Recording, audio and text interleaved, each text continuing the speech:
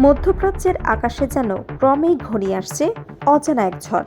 Iran Israel সংঘাত যত তীব্র হচ্ছে ততই বাড়ছে অনিশ্চয়তা আর আতঙ্ক। এই পরিস্থিতিতে বড় এক পদক্ষেপ নিল চীন।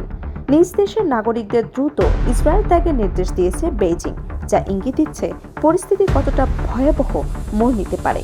নিরাপত্তা পরিস্থিতির দ্রুত অবনতির কথা উল্লেখ করে চীন স্পষ্ট বার্তা দিয়েছে, যে কোনো সময় বড় ধরনের বিপর্যয় ঘটতে পারে। তাই ঝুঁকি না নিয়ে যত দ্রুত সম্ভব দেশ ছেড়ে নিরাপদে ফিরতে হবে। চীনের দূতাবাস থেকে পাঠানো জরুরি বার্তায় বলা হয়েছে, স্থল কিংবা আকাশ যে পথটি পাওয়া যায় তা ব্যবহার করে দ্রুত ইসরায়েল ত্যাগ করতে হবে। এই নির্দেশ শুধু সতর্কতাই নয়, বরং একটি সম্ভাব্য সংকটের পূর্বাভাস হিসেবেও দেখা হচ্ছে।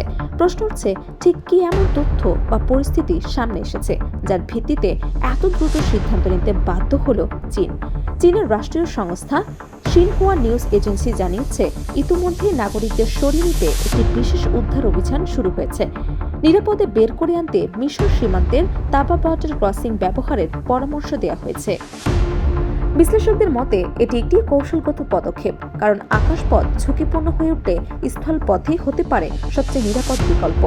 চীনা দূতাবাস আরও জানিয়েছে, সাম্প্রতিক সময়ে ইসরায়েলের ওপর ইরান ও লেবানন ভিত্তিক সশস্ত্র গোষ্ঠীগুলোর ক্ষেপণাস্ত্র ও ড্রোন হামলা আশঙ্কাজনকভাবে বেড়েছে।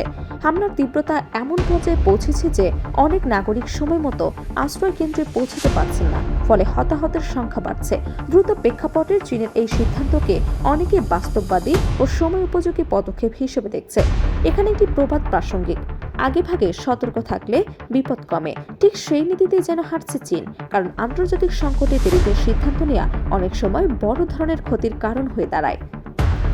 তাই পরিস্থিতি আরও খারাপ হবার আগেই নিজেদের নাগরিকদের নিরাপদে সরিয়ে নেওয়ার উদ্যোগ নিয়েছে তারা। এদিকে এখনও যারা ইসরায়েলের অবস্থান করছে তাদের জন্য জারি করা হয়েছে কঠোর সতর্কবার্তা। বিশেষ করে বিমানবন্দর, সমুদ্র বন্দর, বিদ্যুৎ কেন্দ্র এবং সামরিক স্থাপনার মতো সংবেদনশীল এলাকা এড়িয়ে চলার নির্দেশ দেওয়া হয়েছে, কারণ এসব স্থাপনায় এখন ইরানের হামলার প্রধান লক্ষ্যবস্তুতে পরিণত হয়েছে বলে ধারণা করা হচ্ছে। বিশ্লেষকরা বলছেন, চীনের এই পদক্ষেপ শুধু একটি সতর্কতামূলক ব্যবস্থাই নয়, বরং একটি আন্তর্জাতিক মহলের জন্য একটি বার্তাও বটে।